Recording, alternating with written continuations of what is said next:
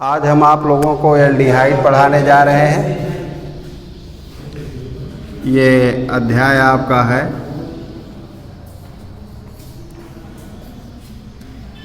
Aldehyde.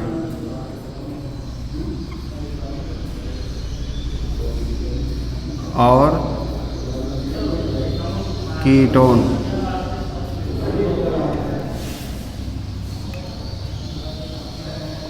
Aldehyde और ketone. तो सबसे पहले एल्डिहाइड।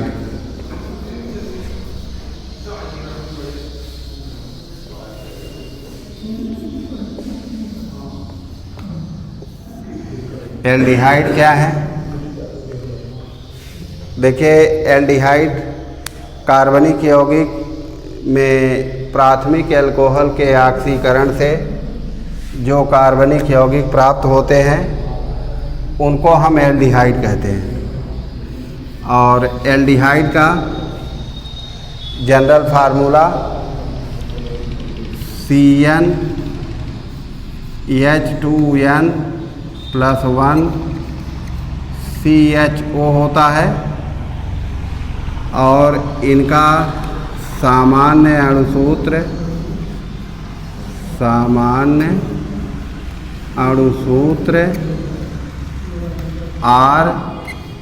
RCHO होता है। यहाँ R का अर्थ है मेथिल, और ये है एथिल, फिर है प्रोपिल C4H9, ये ब्यूटेन है। समझ रहे हैं ना? इसको हम कहते हैं मेथिल। और ये क्या है? एथिल। ये रेडिकल है।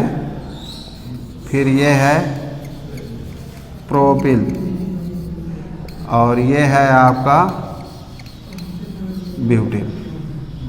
ठीक है?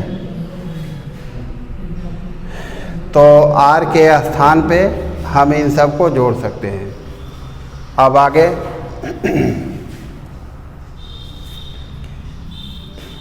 एल्डिहाइड का उदाहरण जैसे ये है HCHO, CH3, CHO, C2H5, CHO और C3H7, CHO। ये है मेथेनॉल, जिसको फॉर्मेल्डिहाइड कहते हैं। ये एस्टल्डिहाइड है। ये प्रोपेनल्डिहाइड है। और ये क्या है? ब्यूटेनल्डिहाइड, C3H7CHO। तो ये जनरल एल्डिहाइड है। अब इनका नामकरण हम आपको बताने जा रहे हैं, IUPAC नामकरण।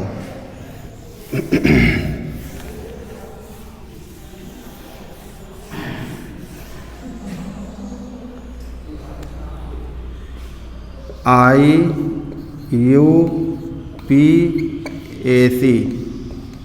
नामकरण।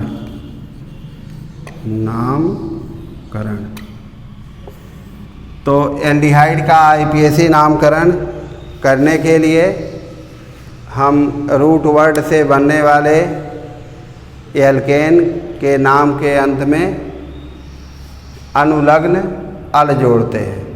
क्या जोड़ते हैं? अल। देखिए, इनका यही फार्मूला है, नाम बराबर एल्केन, ठीक है, और प्लस अल, ये सफिक्स है।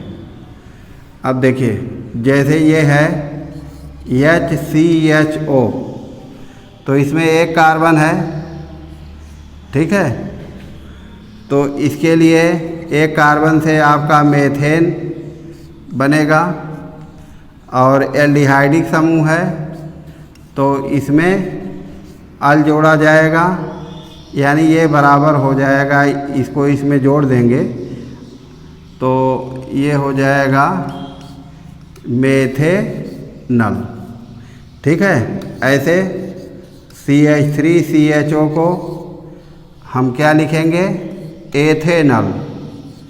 ये एस्टल्डिहाइड का आईपीएसी नाम है, इसका ध्यान रखना, ये एस्टल्डिहाइड है। और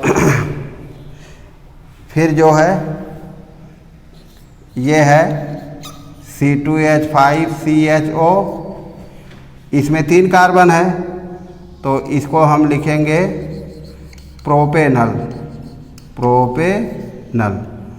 ऐसे ये है C4H9CHO, इसमें 5 कार्बन है, 4 ये और 1 ये, 5, तो इसको लिखेंगे पेंटेनल।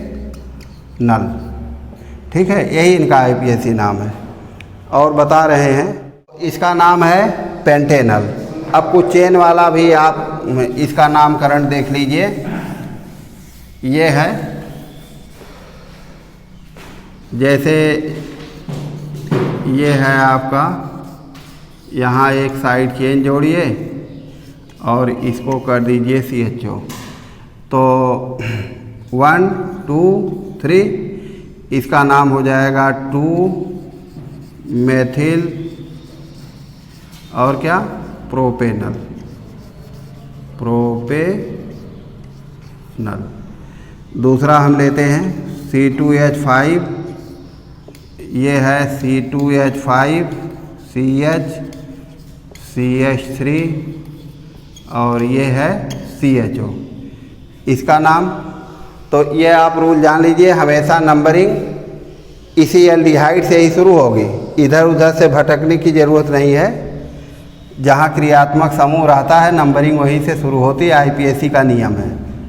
तो 1 2 3 4 5, क्योंकि इसमें 2 कार्बन है इसलिए 2 अंक लिखा गया। तो अब प्रतिस्थापियों का नाम अल्फ़ाबेट से लिखा जाता है, तो आप पहले एथिल लिखेंगे। क्या लिखेंगे, 3 एथिल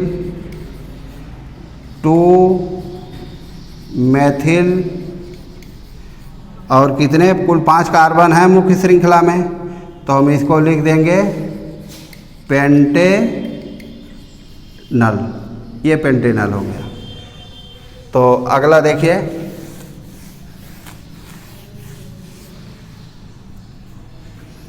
ये है आपका CH3, C, यहाँ OH जोड़ दीजिए और यहाँ Cl जोड़ दीजिए, ठीक है। और यहाँ पर करिए C2H5 और ये है CHO। तो इसका नाम 1 2 3 4 5। सबसे पहले आप क्या लिखेंगे, 4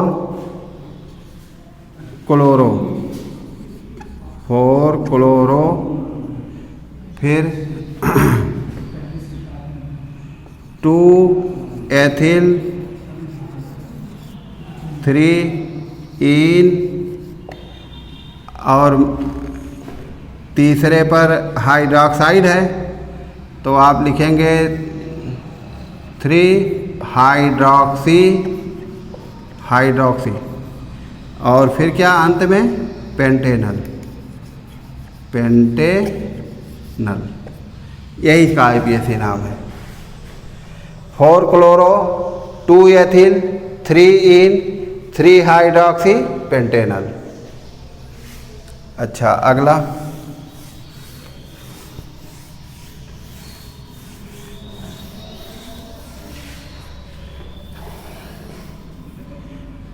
ये है C2H5CO, यहाँ ट्रिपल बांड कर देते हैं, और फिर यहाँ C6H5 और यहाँ एक Br और यहाँ CHO। एक चीज़ और आप जानते रहिए, हम CHO को ऐसे भी लिखते हैं, ऐसे, ठीक है। तो इससे मत घबराना ये कौन सा फंक्शनल ग्रुप है, ये एल्डिहाइड ही है, क्योंकि एल्डिहाइड में कार्बोनिल रेडिकल होता है। एल्डिहाइड में, कीटोन में, कार्बोक्सिलिक एसिड में, एस्टर में, एमाइड में, एसिड क्लोराइड में, इतने फंक्शनल ग्रुप में ये कार्बोनिल रेडिकल पाया जाता है, ठीक है। तो आप इसको पहचानते रहिए।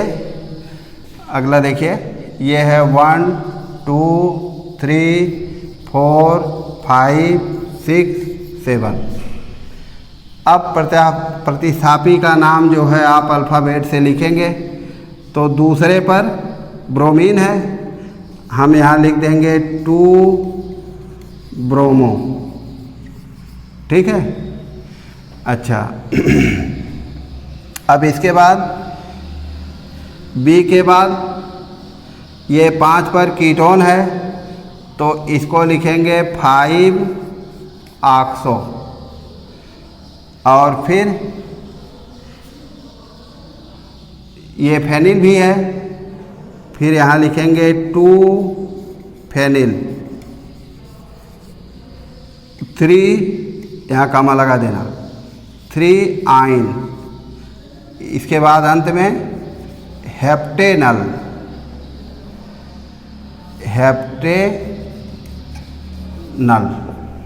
क्योंकि मुख्य श्रृंखला में 7 कार्बन है, आप इसको गिन सकते हैं।